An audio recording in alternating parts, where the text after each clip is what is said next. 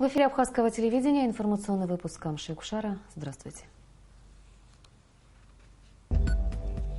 Сегодня в выпуске. Братские республики расширяют сотрудничество. Визит делегации Карачаева-Черкесии в Абхазию. Единая Абхазия за единство общества. Новым руководителем партии избран Сергей Шамба. Футбол и политика. Грузия запретила армянскому Арарату играть в Абхазии. В Абхазию с официальным визитом прибыла делегация из Карачаева-Черкесии. Возглавляет делегацию председатель правительства КЧР Руслан Казануков. Визит гостей из Карачаева-Черкесии начался с возложения цветов к памятнику погибших во время Отечественной войны народа Абхазии в Парке Славы. Затем делегация посетила музей боевой славы имени Владислава Ардзенба. Здесь специально для гостей была проведена экскурсия. В его рамках делегацию ознакомились с историей Абхазии. В основном все экспозиции, они носят временный характер. То есть по истечению какого-то времени мы меняем одну экспозицию, делаем другую. Делегаты, в свою очередь, поблагодарили сотрудников музея за столь теплый прием и отметили, что подобного рода музеи способны сохранить историю и передать ее будущему поколению. После этого делегацию принял президент Рауль Хаджимба. В ходе встречи состоялось обсуждение двустороннего сотрудничества. Также был утвержден совместный план мероприятий на 2016 год. Далее министр культуры Эльвира Арсалия приняла у себя министра культуры КЧР Мадину Гогову. В ходе встречи Эльвира Арсалия отметила, что и до создания плана мероприятий ведомство реализовывали различные культурные проекты. Нас связывают давние исторические, духовные, родственные связи. Наши коллективы постоянно ездят в Карачаево-Черкесию. Здесь проходят гастроли ваших ансамблей. То есть у нас такие вот очень интересные культурные связи, которые сложились не за один год. В свою очередь министр культуры КЧР Мадина Гогова отметила, что в Абхазии впервые, но с ее культурой знакома давно. Она выразила надежду, что сотрудничество двух ведомств принесет свои плоды уже в этом году.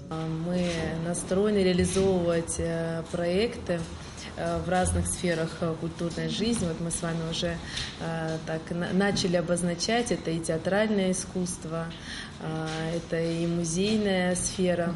И здесь действительно непочатый край, потому что культуры у нас очень похожие, братские, дружественные, но есть свои чудесные особенности. На встрече было отмечено, что Абхазия и КЧР будут проводить совместные выставки художников, гастроли национальных ансамблей. Также намечается совместная работа в области культурного наследия. Царец Смыр Георгий Кутарба, Тимур Гугохи, Абхазское телевидение.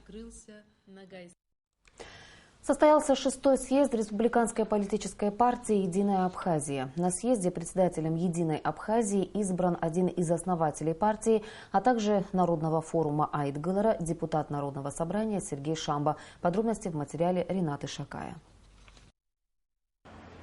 Новый руководитель партии Сергей Шамба рассказал в своем выступлении о целях и задачах, стоящих перед Единой Абхазией. Отметил необходимость проведения в республике ряда реформ, а также продолжения развития абхазо-российских отношений. Более того, Сергей Шамба назвал ряд мер, призванных купировать внешнеполитические угрозы. Это укрепление границы с Грузией и морского участка государственной границы, создание системы информационного обмена между правоохранительными органами Абхазии и России, а также системы экспертиз. Одна из главных задач – наладить взаимодействие с Россией именно в технической, информационной сфере и сфере обучения кадров.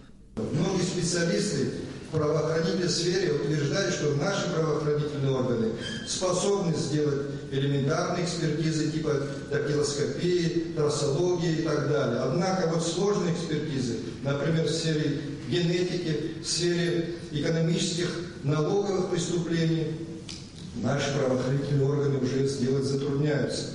У них нет ни современной техники, ни нужных знаний.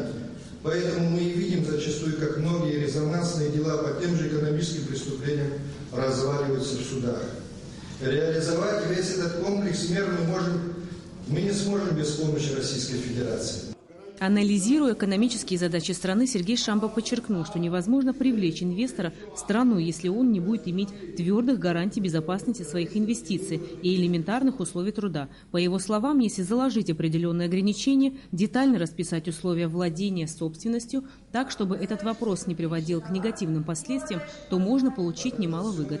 При этом он подчеркнул, что депутатская группа в парламенте совместно с партией «Единая Абхазия» намерена внести свой конструктивный вклад в развитие абхазо-российских отношений отношений. Как одну из приоритетных задач партии Сергей Шамба назвал участие в осуществлении программы экономического развития государства. Он призвал обратить внимание на 3 кластера – курортно-туристический, сельскохозяйственный и промышленный, связанные с городом Ткварчал и Ткварчальским районом. В нашем обществе и во власти, и в оппозиции существует консенсусное мнение о том, что Абхазия должна перейти от дотационной модели к созданию собственных, самодостаточных производственных комплексов.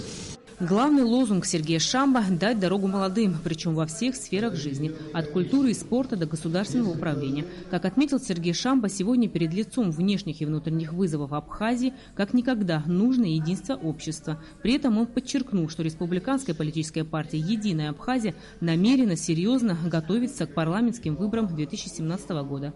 Рената Шакай, Эльдар Дамиров, Беслан Джиджоли, Абхазское телевидение.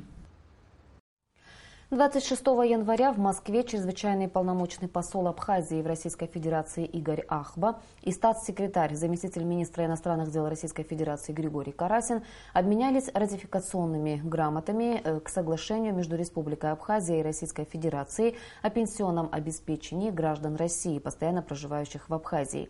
Соглашение было подписано ранее, 14 апреля 2015 года в Сочи. Соглашение вступило в силу после обмена ратификационными грамотами.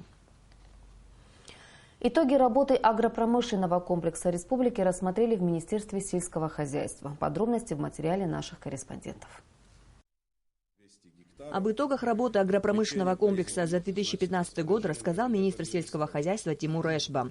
Заметив, что в аграрном секторе республики проделана определенная работа по выполнению заданий за прошедший год, министр остановился на плановых показателях. Так, при плане 567 тонн заготовлено 585 тонн овощей. Также выполнено задание по производству бахчевых – 557 тонн, винограда – 662 тонны, ореха фундука – более 40 тонн. Вместе с тем министр констатировал, что из-за неблагоприятных погодных условий не выполнены задания по подготовке цитрусовых в общественном секторе и сбору чайного листа. При плане 4822 тонны заготовлено цитрусовых плодов 3244 тонны, что составляет 67,2%.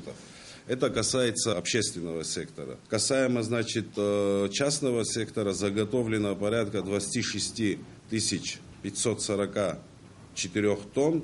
Из них реализовано за пределами республики 24 200 тонн. Собрано 535 тонн чайного листа при плане 830, что составляет 64,4%. Реализовано порядка 100 тонн чайной продукции.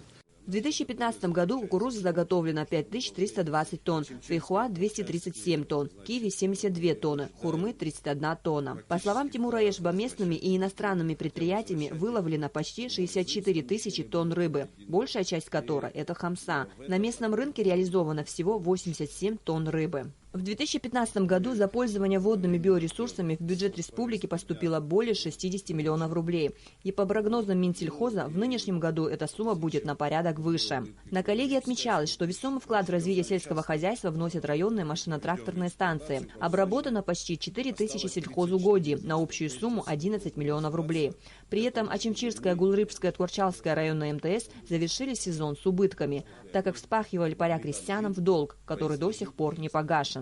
Министр сообщил, что ведется строительство микрозавода по переработке и фасовке меда. Намечено строительство микрозавода по переработке цитрусовых плодов и другой сельхозпродукции, что будет способствовать созданию новых рабочих мест, увеличению экономики сельского хозяйства. Хорошим показателем минувшего года министр назвал участие абхазских сельхозпроизводителей на Московской международной выставке «Золотая осень-2015», где Абхазия завоевала гран-при. Представленная сельхозпродукция удостоилась 19 медалей за качество и экологическую чистоту производимой продукции. Резюмируя свое выступление, Тимур Эшба заметил, что отсутствие закона о сельском хозяйстве отрицательно сказывается на развитии сельского хозяйства республики в целом. В отчетах начальников сельхозуправления районных администраций отмечалось, что по районам наблюдается снижение плановых показателей по заготовке цитрусовых и чая, причиной которых стали погодные условия. Вместе с тем, в 2016 году, к примеру, в Сухумском районе запланирована посадка новых цитрусовых насаждений, а в Ачимчирском районе увеличение территории чайных плантаций с уже имеющихся 160 гектаров до 400. Амра Амичба, Астамургошба, Абхазское телевидение. За 4 миллиона 600 тысяч рублей администрация Галского района приобрела специальную технику по ремонту и восстановлению дорожной инфраструктуры. Исполняющий обязанности главы администрации района Тимур Надарая сообщил, что техника приобретена на бюджетные средства района. Я хочу особо отметить, что технику автогрейдер, которую мы получили, мы приобрели его не за счет центрального бюджета, а он куплен за счет перевыполнения плана за 2015 год. И мы смогли на эти средства решением собрания районного приобрести для района грейдер. Он очень необходим для того, чтобы восстанавливать наши дороги. Я думаю, что это не единственная техника, которую мы будем приобретать. Министерство иностранных дел Грузии помешало проведению футбольного матча в Абхазии. Товарищеский матч между футбольными командами «Арарат» Ереван и «Волга» Нижний Новгород так и не состоялся. Подробности в репортаже Астанды Отурба. К сожалению, это не первый раз, когда Армения поддерживает действия Грузии по изоляции Абхазии. Мы помним случай, когда в октябре 2015 года официально приглашенные на соревнования по вольной борьбе в Ереван абхазские спортсмены не были допущены к ним по настоянию грузинского МИД. Безусловно, мы расцениваем эти шаги МИД Армении как недружественные, но мы надеемся, что в будущем армянское руководство пересмотрит свою политику в отношении Абхазии, прокомментировал ситуацию начальник политического отдела МИД Абхазии Ираклий Тужба. К сожалению, у нас нет прямых дипломатических контактов с Республикой Армения, но тем не менее у нас есть давние исторические связи. В Абхазии проживает многочисленная армянская община, которая является неотъемлемой частью многонационального народа Абхазии. Мы надеемся, что все эти факторы приведут к тому, что в дальнейшем Армения пересмотрит свою политику в отношении нашей республики. Мы надеемся также на то, что представители армянской общины Абхазии смогут отреагировать на все эти процессы и обратиться к руководству Армении с просьбой прекратить такого рода действия. Отметим, что команда «Арарат» была официально приглашена на матч и приняла его, но за 2 дня до участия стало известно об инциденте. Дело в том, что представители МИД Грузии заявили МИДу Армении о том, что крайне нежелательно участие армянской команды в каких-либо матчах на территории Абхазии. Об этом сообщил президент Федерации футбола Абхазии Руслан Аджанджал. Люди проделали большой объем работы, договорились, все обсудили, ждали, и буквально за 2 дня до игры они позвонили, представители команды «Арарат», и сказали, что министр позвонил и сказал, ни в коем случае, чтобы не ехали на эту игру.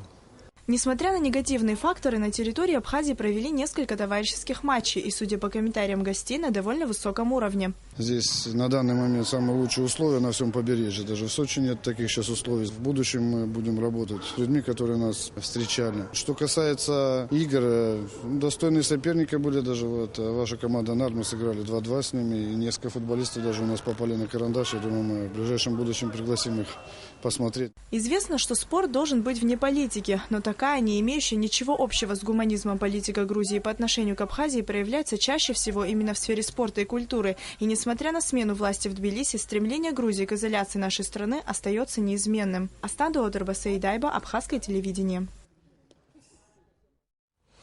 И о погоде.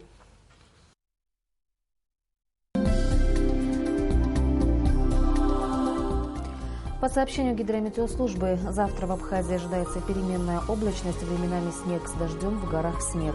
Температура воздуха ночью минус 2,0, днем плюс 6-8 градусов.